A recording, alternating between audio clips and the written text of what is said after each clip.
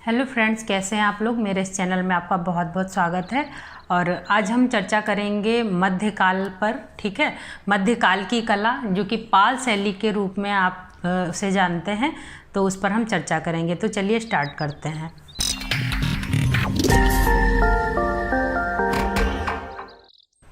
देखिए, मध्यकाल की कला, इसका समय है 650 ईस्वी से 1550 ईस्वी।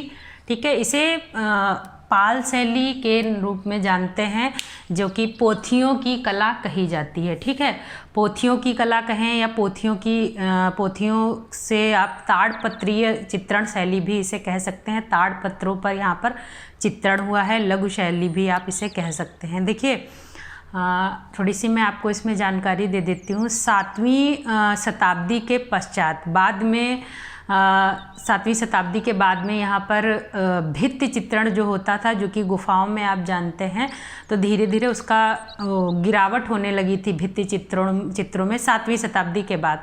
तो अपनी पतन की अवस्था में आ गई थी। लेकिन जो कि उत्तर भारत, दक्षिण भारत, पश्चिम भारत में दिखाई पड़ने लगी थी। और लेकिन यहाँ पर वास्तुकला और मूर्तिकला का परस्पर विकास होता जा रहा था, लेकिन जो भित्ति चित्रण थे वो गिरावट की अवस्था में आ रहे थे। और करीब 8वीं सदी के में आते आते जो है ये एकदम ख़त्म हो गई। और इसका जो देखा गया जो पतन, वो सित्तनवासल और एलोरा की गुफाओं में इसे देखा जा सकता है कि भित्ति चित्रण लगभग समाप्त होने लगा था। और 8वीं सदी तक आते आते इसे पोथी चित्रण कला, पोथी चित्रण के रूप में जो ताड़पत्र पर चित्रण होता था, उसके रूप में इसे जाना जाने लगा 8वीं सदी में।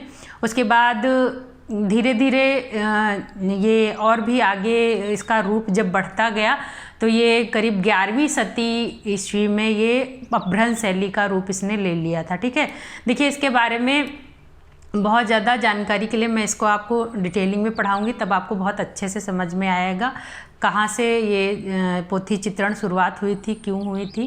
थोड़ा डिटेलिंग में आपको बाद में बताऊंगी। अभी आपके लिए जो इम्पोर्टेंट है वो हम देख लेते हैं आपके एग्ज़ाम के लेवल से। ठीक है, और देखिए, किसी ने आप कमेंट में मुझे लिखा था कि मिनिएचर पेंटिंग के बारे में बताइए। तो देखिए, यहीं से आपकी लघु चित्रण शैली आरंभ हो जाती है, मध्यकाल से मिनिएचर पेंटिंग जिसे कहा जाता है। ठीक है, तो यहाँ पर बहुत छोटे छोटे चित्र बने हैं, पोस्ट कार्ड साइज़ के भी चित्र बने हुए हैं यहाँ पर। ठीक है, तो वही आपका मिनिएचर पेंटिंग है। मध्यकाल की कला जो कि उत्तर मध्यकाल तक जाती है, जैसे पाल शैली हो गई, अपभ्रंश शैली हो गई, आपकी राजस्थानी है, मुगल है, और पहाड़ी शैली हो गई। पहाड़ी शैली तक आते आते आपकी ये पोथी चित्रण भी समाप्त हो जाता है, लघु चित्र शैली। और उसके बाद आपकी कंपनी शैली हो गई, बंगाल शैली हो गई, और आधुनिक कला तक आप हो जाता है। ठीक है, वहाँ तक आधुनिक कला में, जो कि मॉडर्न आर्ट कही जाती है। ठीक है, तो ये आपकी पोथी चित्रण शैली यहाँ से स्टार्ट होती है, लघु चित्रण शैली, मिनिएचर पेंटिंग जिसे कहते हैं।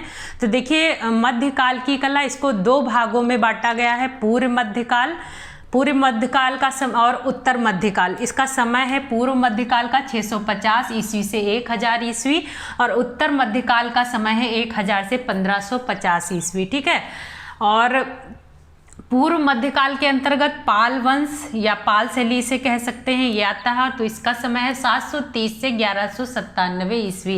देखिए, बौद्ध धर्म से संबंधित चित्रण यहाँ पर हुआ है। एग्जाम में पूछा जाए पाल शैली किससे संबंधित, तो आपकी बौद्ध धर्म से संबंधित है। ठीक है, और इसे पोथियों की कला कहा जाता है। संस्थापक इसके गोपाल हैं, और चरमोत्कर्ष काल जो है वो धर्मपाल तथा देवपाल के समय में था। ठीक है, प्रमुख रूप से पोथी चित्रण हुआ है, मैंने बताया आपको।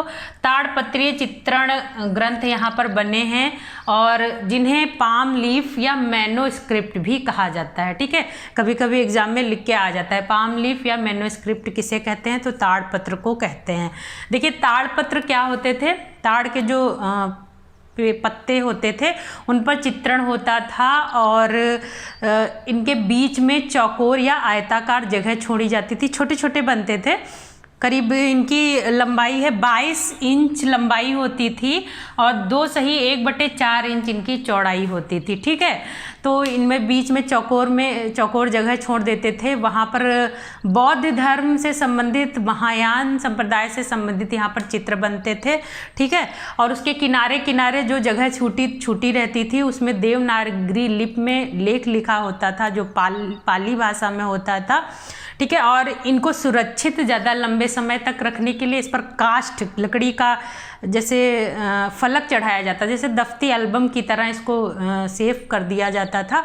और जो काष्ठ होता था उसके ऊपर जातक कथाएं चित्रित की जाती थी। ठीक है, याद रखिएगा, इम्पॉर्टेंट है, मैंने लिखा नहीं है, आप याद रखिएगा। ठीक है, और यहाँ पर अष्ट सहस्त्रिका प्रज्ञा पारमिता, ये पहली पाल शैली की प्रथम चित्रित ग्रंथ है। ठीक है, याद रखिएगा, अष्ट सहस्त्रिका प्रज्ञा पारमिता याद जरूर रखिएगा। उसके बाद अन्य यहाँ पे जो चित्रावलियाँ हैं उसमें पंचरक्षा है, साधनमाला है, महामयूर है। ठीक है, महामयूर भी बहुत इंपॉर्टेंट है, ये भारत कला भवन बनारस में रखी हुई है। ठीक है, पाल शैली का क्षेत्र कौन है? बंगाल, बिहार, नेपाल। प्रमुख कलाकार कौन है? धीमान है, वित्तपाल हैं, जय पराजय ये हैं, और ये दोनों जो है मूर्तिकार भी थे। ठीक है, पाल शैली को पूर्वी शैली या नाग शैली कहा जाता है। किसने कहा था? लामा तारानाथ ने कहा था, 16वीं शताब्दी में से तिब्बत से आए थे ये। ठीक है, उसके बाद कला समीक्षक हेलेन रुबिसो ने इसे विहार शैली भी कहा था। ठीक है, तो आपकी ये पाल शैली हो गई, इंपॉर्टेंट चीज़ें मैंने आपको बता दी हैं।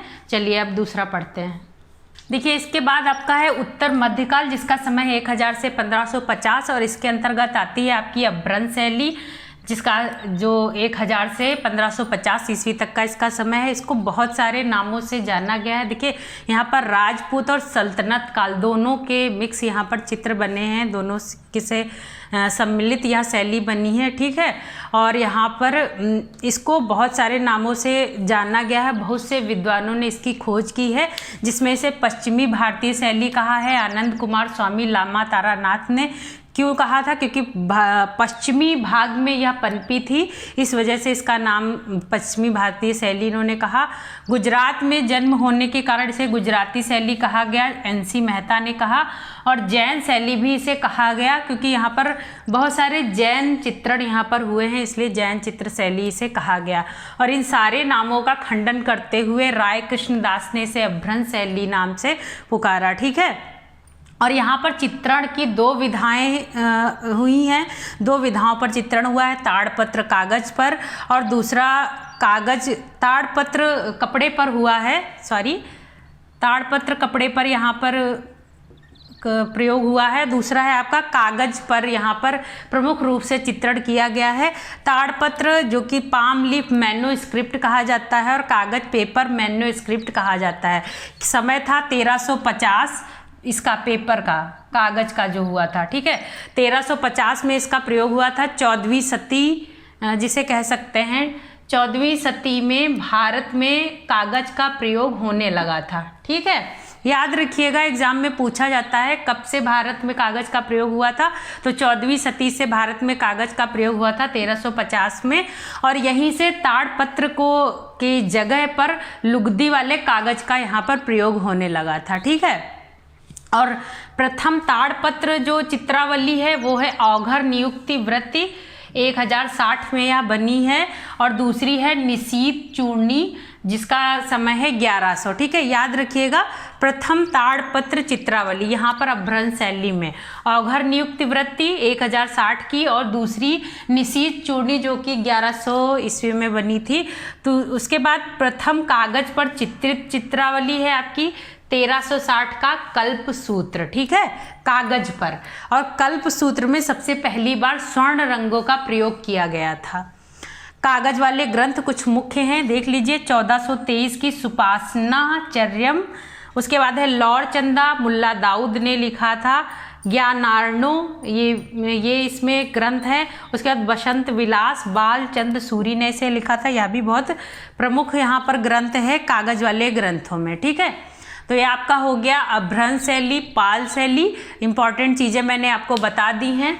जैसा कि मैंने आपको पहले भी बताया, डिटेलिंग मैं इसको बाद में बताऊंगी। बहुत ज़्यादा इंटरेस्टिंग है ये सब्जेक्ट, पढ़ेंगे आप डिटेलिंग में तो आपको बहुत अच्छा लगेगा। तो इस पर हम आगे चर्चा करेंगे जब आपकी रैपिड क्लासेस ख़त्म हो जाएंगी।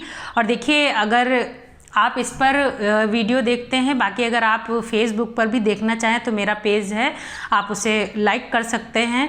और उसका जो लिंक है वो मैंने नीचे डिस्क्रिप्शन में दिया हुआ है, आप देख सकते हैं। ठीक है, तो अगर आपको वीडियो अच्छा लगता है तो इसे लाइक करिए, शेयर करिए, ज़्यादा से ज़्यादा जितना हो सके अपने फ्रेंड्स लोगों को शेयर करवाइए और सब्सक्राइब करें वो लोग। ठीक है, बाकी अगले वीडियो में मिलते हैं। अभी तक के लिए इतना ही, धन्यवाद।